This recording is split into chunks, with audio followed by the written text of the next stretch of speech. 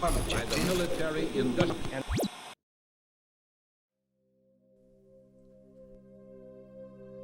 Are we in the middle of a new Cold War?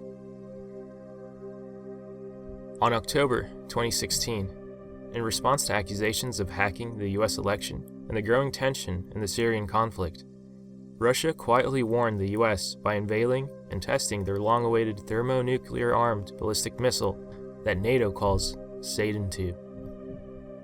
The missile is about 2,000 times as powerful as the bombs dropped on Hiroshima and Nagasaki in 1945, and is capable of destroying an area the size of Texas. If that wasn't enough, in the same month of testing their nuclear missile, Russia conducted the largest scale disaster drill in history. The drill lasted 4 days and reportedly involved over 40 million people in Moscow. Now all of that may just be posturing against the US government in response to allegations of hacking. Tensions have been steadily increasing over the years between West and Russia, and some within the Russian government have explicitly stated we are in a new Cold War. In February of 2016, the Russian Prime Minister Medvedev said, "NATO's policy with regard to Russia has remained unfriendly and opaque. One can go as far to say that we have slid back to a new Cold War." Now, how exactly did this situation escalate, and for what purpose? What aren't you being told? To answer these questions, it's important to explain the creation and rise of ISIS. After the US invasion of Iraq, the nation was destabilized and created a power vacuum that allowed for radical terrorist groups like ISIS to form. But that wasn't enough to propel ISIS into the threat that it is today. Beginning in October 2006, the Islamic State of Iraq, or ISI, was just a small insurgent group created by an Al-Qaeda leader called Ayub Al-Masri.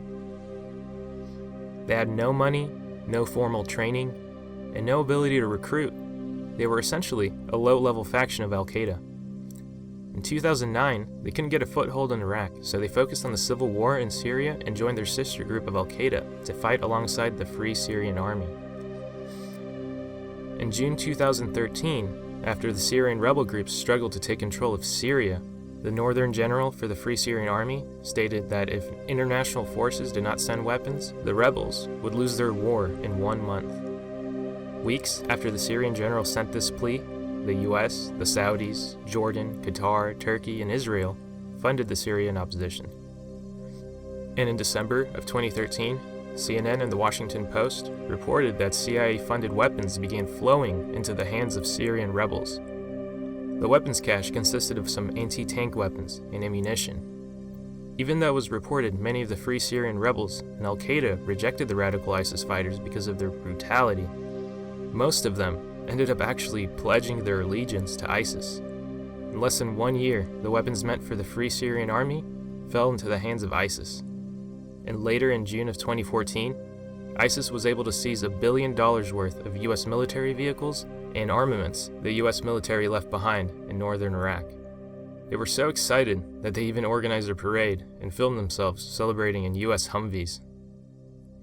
If that wasn't enough, in October of 2014, the US accidentally airdropped weapons to ISIS that were meant to go to a different Syrian rebel group. Whoops. Here's a clip of an ISIS fighter bragging about their new grenades. ذخائر معدات عسكرية معدات إضافية هذه بعض الأسلحة العسكرية التي ألقتها القوات الأمريكية للأحزاب اليابجية واليابكية. So in summary, Al-Qaeda rebranded itself into ISIS and recruited the CIA-armed and funded Free Syrian Army that was trying to overthrow the Syrian president's regime. ISIS then seized $1 billion worth of US equipment, vehicles, and weapons in northern Iraq and took control of the Syrian army. They were even able to take control of Syrian oil rigs and make almost $3 million a month selling oil in the black market.